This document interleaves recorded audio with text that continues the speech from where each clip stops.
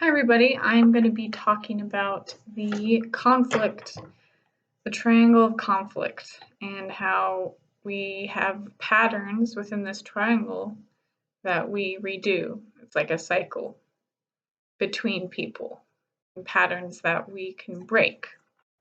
And so this video is basically just talking about the basics of it, and then I can do other videos that can go into more into depth. So with the conflict triangle, there's person A, person B, person C.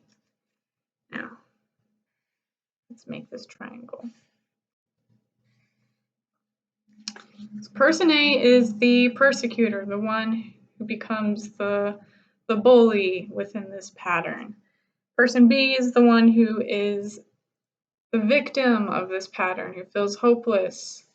And person C is the rescuer, the person who tries to mediate or fix the patterns and protect this pattern. And so usually what happens is person A starts conflict. And,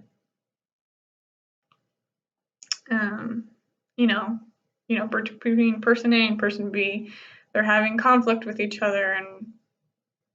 And I feel like actually persecutor can feel like a victim, and the victim can feel like a persecutor depending on the conflict, and it can be switched back and forth.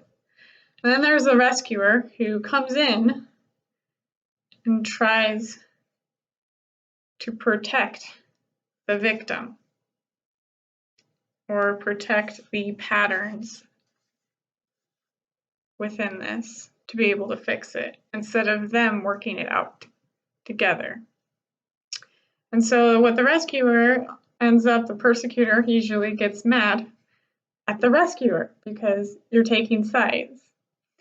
And so we can break this triangle by the rescuer setting clear boundaries and not participating in this triangle and having them figure it out. And it isn't always perfect in like the person A and person B, because sometimes they want that old pattern because it's safe to have those patterns. And I feel like with the conflict triangle, some can be more flexible, and so it's not as strong of a pattern, but there's more set patterns that are harder to break within relationships or work relationships and how people handle their patterns. So one way is to the rescuer to leave the triangle, have them figure it out, which is really hard because you want to be able to help and mediate because you feel safe in that way. And then the victim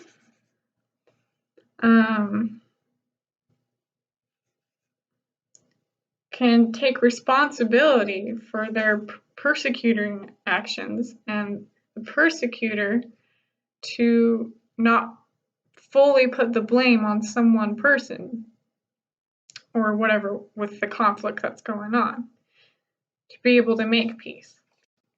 So the next, the empowerment triangle, is turn the persecutor into a challenger, turn the victim into a creator, turn the rescuer into a coach. And I have notes on this. One moment. So with the creator, it's accepting your own vulnerability, realizing that you have power as well, and basically learning how to problem solve. And with the challenger, the person to be, instead of being more aggressive, to be more assertive and be constructive and getting the needs that they want within this conflict. And with the coach is, instead of just trying to take over and fix everything, to be a listener or to take yourself out of the situation, or to not enforce trying to be just a rescuer. Like when someone's ready, that you can go to them without taking sides. So that's basically the basics of the conflict triangle.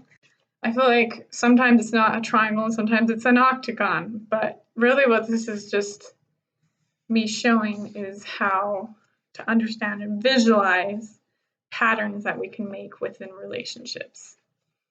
Anyways, love you guys. If you have any questions or something you want me to go into depth over, just comment below or message me. And signing out.